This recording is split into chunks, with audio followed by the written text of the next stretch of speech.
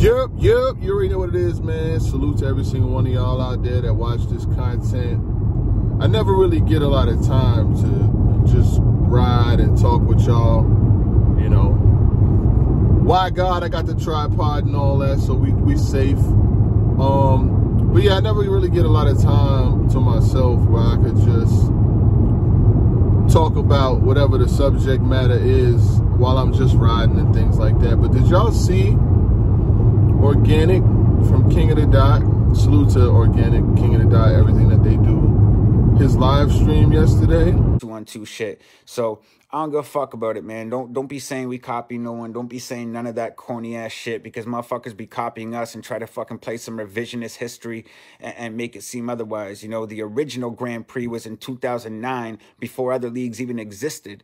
So fucking miss me with all that corny ass shit. Straight up, man. We've been trend setting in battle rap. Other people try to repaint the picture because that's the picture they want y'all to see. They can't stand the fact that we actually innovating and doing that. It hurts them. So they try to repaint the picture and you know, make it seem a different way. At the end of the day, you know, they concerned and they worried, and that's why they, you know, got to tell people they can't fuck with us if you got to rock with them. I don't care no more, man. We on our own lane. We doing our own shit, and we don't want to fuck with y'all. You know what I mean? So telling people that if they rock with us, they can't fuck with you, suck a dick and go fuck yourself. Because at the end of the day, that's who you're going to have left at the end of it. We doing this shit for the culture. We doing this shit for real. We doing this shit to help gamify battle rap and make this shit legit for everybody, man. We want to make this entertaining. We want to put this back in the hands of the skill. And we're going to have fucking fun doing it. Straight up. You know what I mean? We work hard, and everybody here earned their shit. The battle rappers on King of the Dot, they earn their shit. You know, so that's just what it is, man. Straight up. I'm having fun with this shit. It's out there. If you want to see it, it's out there. The whole stream is out there. He was talking about the new S1, the season that they got, where they're going to be providing somebody with an opportunity to win 100 bands. Salute to Saint. You know, Saint won the Grand Prix, got 50K. I'd be happy to see these young brothers get more money than a lot of them have ever seen at one time. You know, $50,000 is a lot of money. I don't care what nobody say. $100,000, that's a lot of money.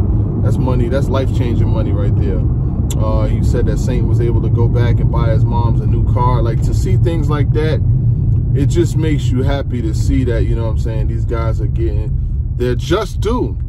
You know, because a lot of the times you see situations where these battle rappers are either not making what they think they should make, or they taking all these battles on all these leagues, and you'll look at it like, yo, why is so-and-so battling every day? Like, are they really getting money like that? Now, there's some people who probably are getting money and just look at it like, yo, I'm about to run the bag up. Don't knock the hustle. But then there's others who, you know, they'll take battle after battle after battle after battle after battle, and they not winning. They not some now is to the point where MCs are starting to use the same material in different battles. And they don't look at it as nothing, because it's like, yo, if I'm battling on Taco Bell Battle League, I could take those bars and use them on Wendy's Battle League next week.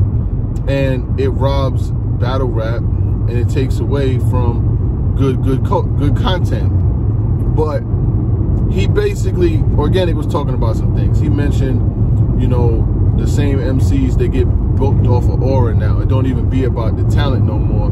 It be about the aura. He was saying like, yo, and you could read, you know what I'm saying, like, salute to Mav Hoffa. You could read between the lines and tell who he was talking about and what he was talking about. While he didn't say anyone's name in particular, this the same thing people have been talking about. You know, whether it's an MC choking in battle after battle after battle and still getting booked, or, you know, no showing and things like that. And these are the things that they get mad at. When you blog on them, when you blog about, they get hot. But, he mentioned a couple other things that I thought would be good to talk about or blog about. He said that, you know, they've been innovating for years. They've been doing their own thing. They had the first Grand Prix in 2009 before a lot of other leagues, before URL was around. He's, like I said, he said these things without saying names, but it's only so many people you could be talking about. When you're way up there like that, he's not talking about RBE. He's not talking about bullpen. You know what I'm saying? Like, he's not talking about that. We know what you talking about.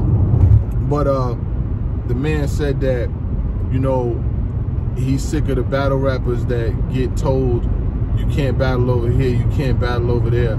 I never really saw a lot of sense in that. I always, you hear me in a lot of my blogs, I be telling niggas, man, you better go get your money, man, because in battle rap, you're only useful until you can't be used, then you become useless.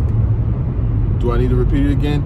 In battle rap, you're only useful until you can't be used, and then you're useless, you know what I'm saying? Like, you get blinded, they'll tell you, oh, we got this plan for you, we got that plan for you, we don't want you over there messing with the ops, you know what I'm saying? I've been told that, like I was told, yo, you going to the white people's event, you over there with the ops, and I was like, dog, I was told this, like, just as media, so I know they tell this shit to bloggers too.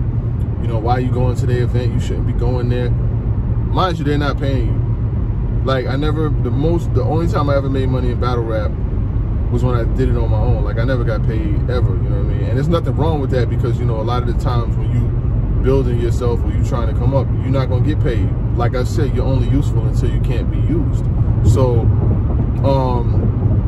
they'll tell you that. Like, yo, you over there with the ops, yo, you go on that side of the street, you gotta stay over there. And you looking at it like, yo, my nigga, this is just rap battles. Like, it's not that serious. I don't got the type of issues that you may have with these people. You know what I'm saying? When I went to King of the Dot event, I got shown love. I was let in, me and plus whoever I was with. You know what I'm saying? I go to my own people's events and I got to stand outside and buy tickets and all this other bogus shit.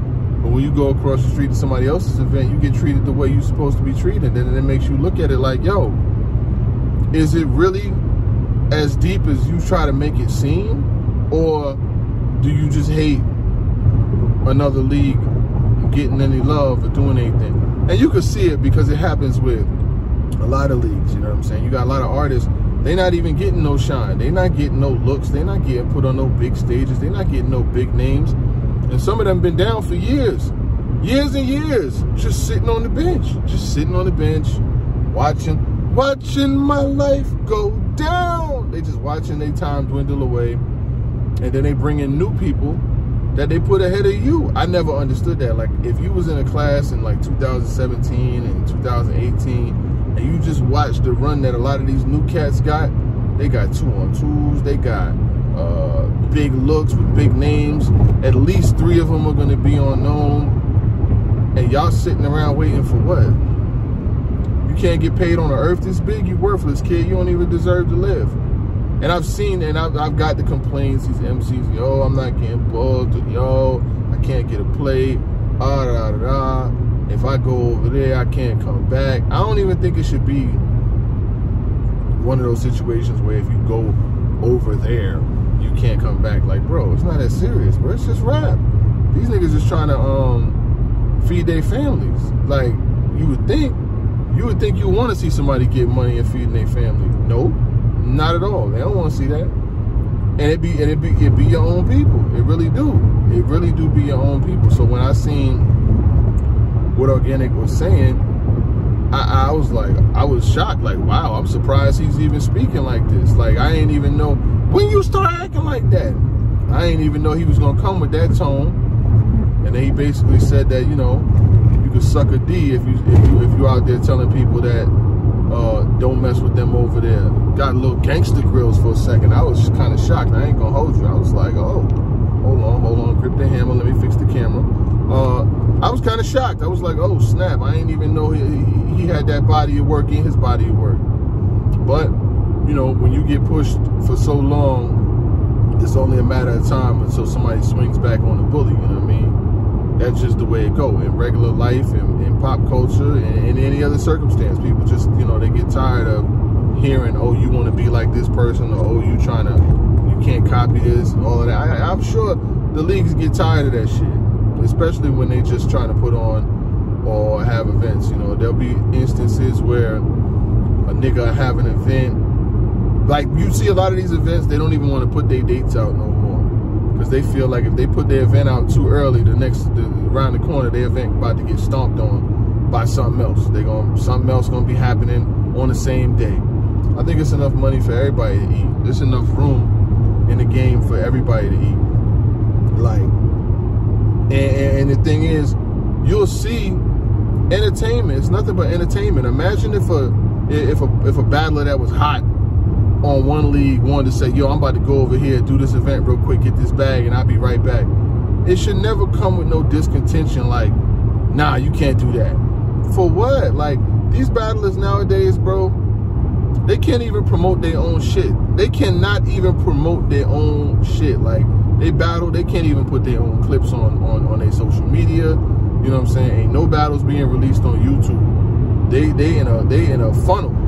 They basically, they can't even promote. How can you get bigger if you can't promote yourself? You can't use no clips from your battles. Your shit is not dropping on YouTube. You know, URL has an app where, you know, there's a consistent amount of people on the app, but besides Loso and Chess, everything else in the past couple months we already seen. Like, that should be old battles. I pay for it because, you know, I blog on the battles and shit like that, and I be wanting to see rounds again sometimes. But overall, like overall, when you look at $8 a month for a whole year, is it worth it? I would say no, it's probably not worth it. If I wasn't doing what I do as far as blogging and shit like that, I wouldn't have that joint. I'd have deleted it by now. I could use $8 a month to go get me, you know, some Chipotle. I like Chipotle. Give me Chipotle or something like that, a little meal. I can use that shit for a lot of other things, is basically what I'm saying. But it takes away from battlers' catalogs, not being able to promote, not being able to, being told that you can't do this or you can't do that. Because like I said, these battle rappers, they unless you're a top tier or, you know, high mid tier, they ain't getting no money like that. I know what they make. They not, trust me, I get paid more to talk about it than they do to do it. And if they want to test the theory, we can test the theory. They're not getting paid like that. They busting their brain, and this is not on just one league. This is on like all leagues. The money that these guys are making, it's chicken scratch. They're not getting paid like that. So if you're not getting paid like that, you should have the opportunity to battle whenever you want. It's your talent. You know what I'm saying? Like I never understood the notion as to why a battle rapper can't be on all leagues. It's your talent. You writing the rhymes. As long as you can handle what's going on, I don't think it should be much of a deal. But like I said, that's just my personal perspective on it, and this is more so about Organik's blog. Like I said, all the encounters that I've had with him when I met him, you know what I'm saying, I've met him a couple times, but when they invited me to go to the World Domination shit with Oxymoron, Battle Disaster and all of that, you get treated with love. You come up in there, you get VIP treatment, you get passes, you get all of that. And I remember I was talking to somebody one time who was trying to convince me that I shouldn't go. Oh, you shouldn't go, that's the ops over there. A nigga told me, I said, yo, these niggas is letting me in with my guests. Y'all give me a hard time just to get in here, and I'm doing all the reporting on here. Oh, well, that was what I said. We don't need the promotion. They need it. That's the reason why. I was like, I let that shit go in one ear and right out the other one, because at this point in my life, I can't let no grown-ass man tell me where I ain't gonna go. So that shit didn't work for me. I went where the fuck I wanted, and now, or they'd be like, yo, you're not as important as you think you are. I wasn't that big at the time. Now I got one of the biggest channels in the world, and they can't tell me, am I important now? Am I important now? But this, like I said, this is all my thoughts on the whole situation. I see Organik as someone who's really trying to do what's best. This man was actually a battle rapper before. Like, he was a fucking battle rapper. Like, when they was battling in garages and shit, and like scribble jams and fucking BET Spring Blings, like, he was on all that shit before battle rap was even what battle rap is today. So that's why I covered Grand Prix. I covered mostly damn near every week, even when there was weeks when people didn't even care to hear what I was covering. I covered it anyway because I got a respect for King of the Dot. I've been asked to judge battles and stuff like that. That's not something I really want to do, but I would love to see my man Showtime SP get that opportunity. I just don't, when it comes to that type of money and stuff like that, I just don't want to be the reason why somebody feel that they didn't get that bread. Like, oh, he voted against me. Oh, I can't get my back. I like to just talk my shit. That's what I like to do. I like to talk my shit on my personal channel with not being compromised, I got a new number. No league can't call me and tell me what I can do or what I can't. Well, even before I had a new number, no nigga still wasn't calling me. But I just don't. I like to be able to just talk my shit and be able to put my phone down and know that ain't nobody calling me about it, because I can say what the fuck I feel. But it's just, I just think that I've always thought that, like, look at battlers like A-Ward, right? And this is a little, I was going to do a blog about this, but I figured I'd just throw it in here. Look at A-Ward, right?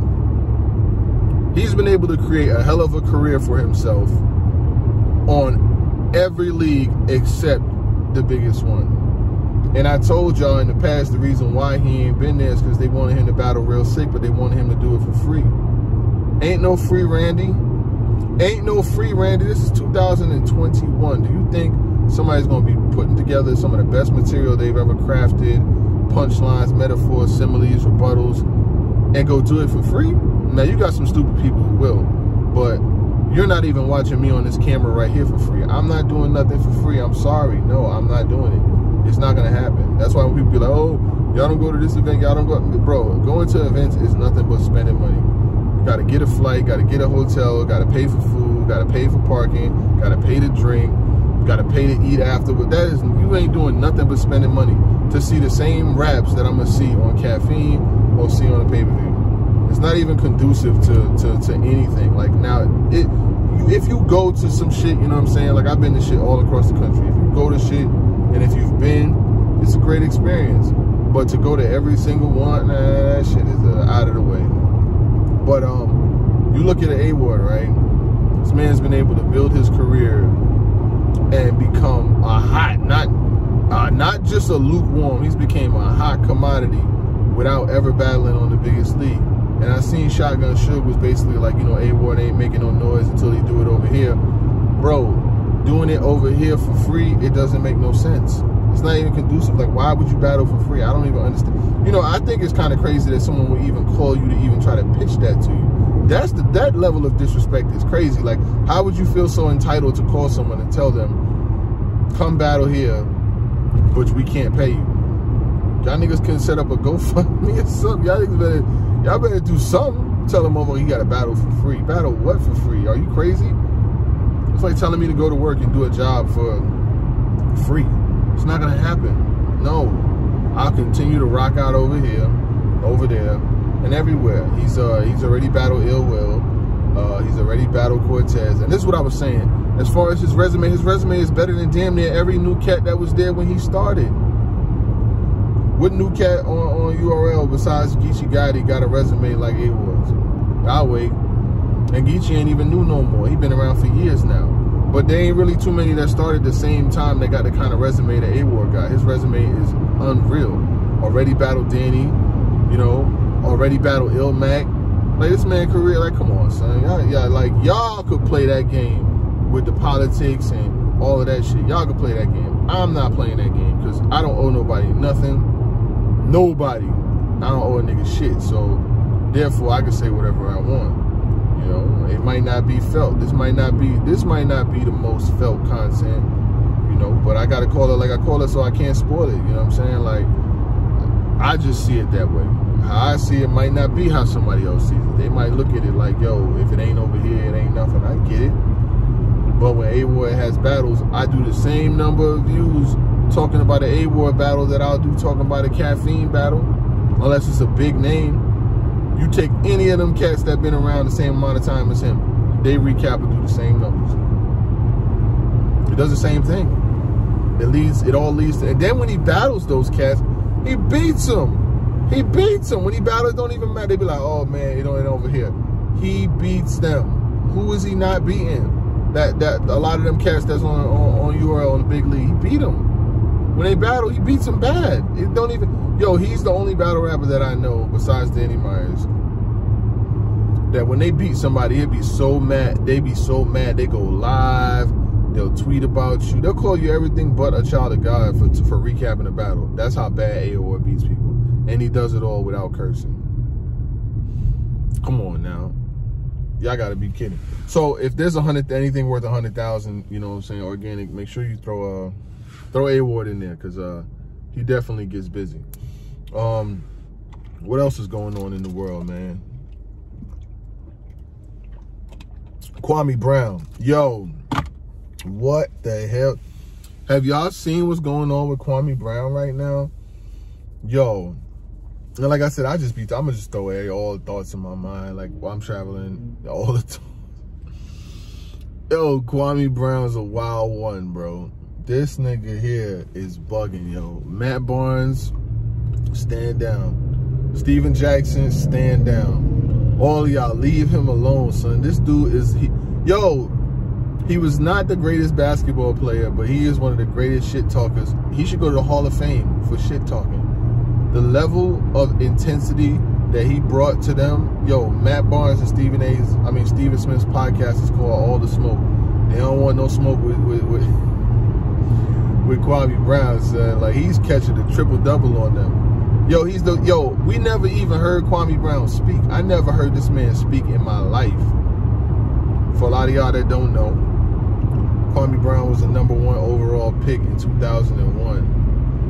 He was picked by Michael Jordan and Abe Pollin, who used to own well, he passed away now, him and his wife. But they used to own the Wizards. Well, they were the Bullets at the time. And they owned the Mystics, the Lady Team, and, you know what I'm saying, the Capitals too. Michael Jordan used to treat players like trash, though, like especially young dudes. You know, Michael, y'all seen friggin' the Last Dance, how he was talking to Scott Burrell and them. Like, that's how he used to treat people every day. So he tore Kwame Brown down before Kwame Brown even got a chance to develop. I'm not saying Kwame Brown would have been damn Patrick Ewing. You know what I'm saying? Like, he wasn't about to be that, but he probably would have had a better career if it didn't start with Michael Jordan, because Michael Jordan just tears people down, and he's got like a real rude kind of way of going about things. And he even got fired as from the Wizards because of the way he was treating the players around there. I know if y'all haven't seen in different instances, Richard Hamilton spoke about it, Gilbert Arenas spoke about it, Jerry Stackhouse. A lot of them wish they never played with Jordan, because you don't play with Jordan, you play with Jordan's aura, especially at 39. You're not playing with him. It's not Air Jordan. You're playing against his aura. You're playing against his like I mentioned in the beginning of the blog, battle rappers is getting booked off their aura and booked off their past achievements. Jordan at the time was only relevant and getting the chance to start and be all that because of his past achievements. He was old by the time he got to the Wizards. But they drafted Kwame Brown. Kwame Brown didn't pan out. You know, he's been labeled a bust by damn near every platform you could think of. But he's firing back. He was talking about Derek Fisher. Nigga, please, if you don't stop, this is a warning. Someone's gonna open your doors. And Derek's got the keys to your truck. Like, he was wildin', son. Next level disrespect. Next level disrespect. I bet you Matt Barnes and Stephen A. Jackson leave him alone, though. I bet you that. I bet you they leave him alone. They don't want that kind. They need to leave that man alone, because it ain't gonna go but one way. Because Kwame Brown, he's a terrorist. That man is a terrorist. But I just wanted to throw all my thoughts of playoffs is coming up. I just want to throw everything in one, man. Just give y'all all these unadulterated thoughts at one time. Lakers got a playing game versus the Warriors. We'll see how that goes. Jason Tatum put up a 50-piece last night against the damn Wizards. I be wanting to see Russell Westbrook win, dog. I really do. But I just don't know if there's a team that he's ever going to really win on. I don't think so.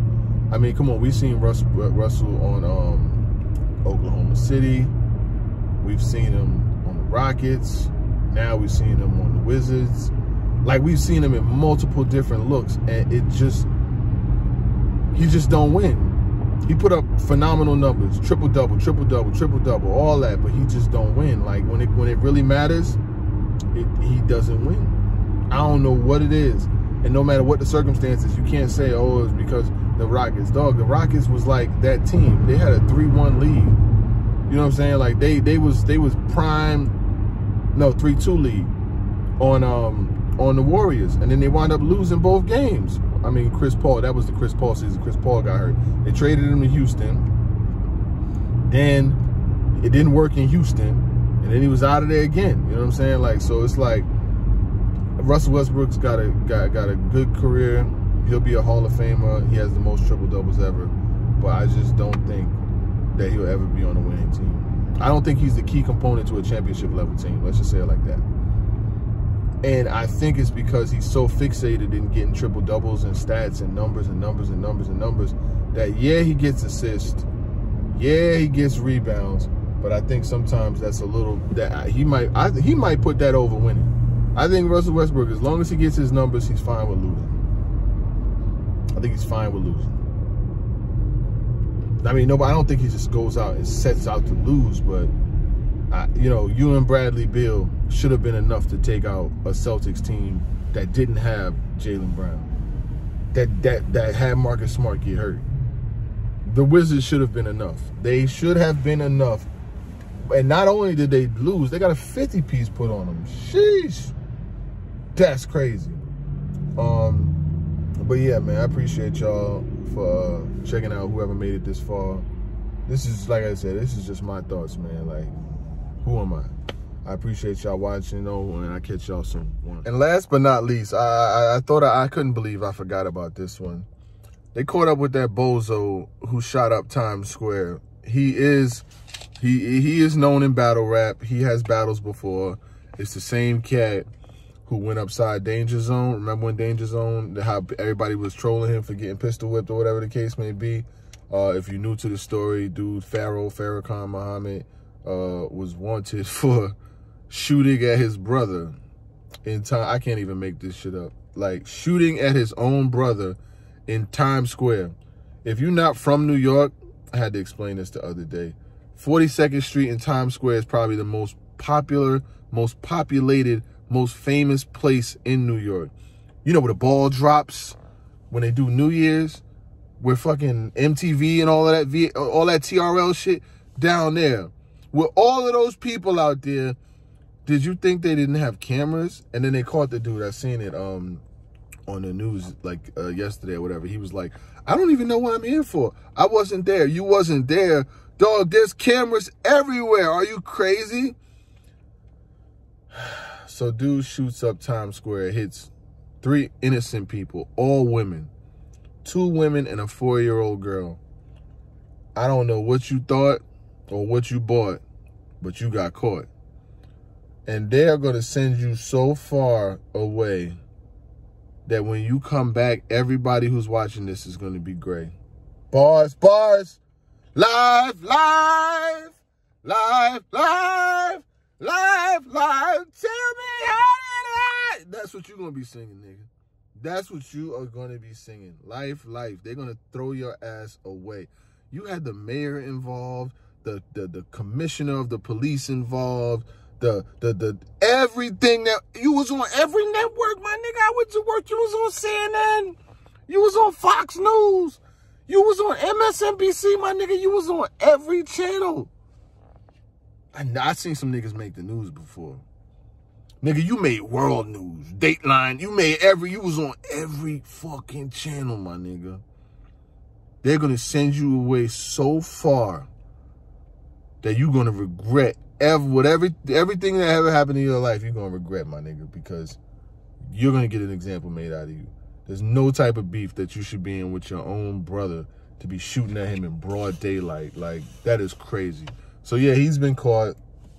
He's a bozo. He's going to be gone for a very long time.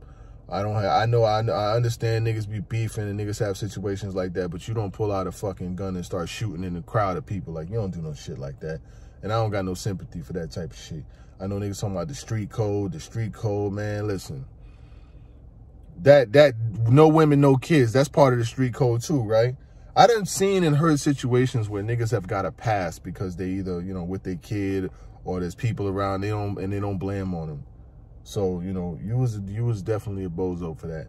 I chose not to speak on it until, you know, they made an arrest or they had the charges and shit like that. But live!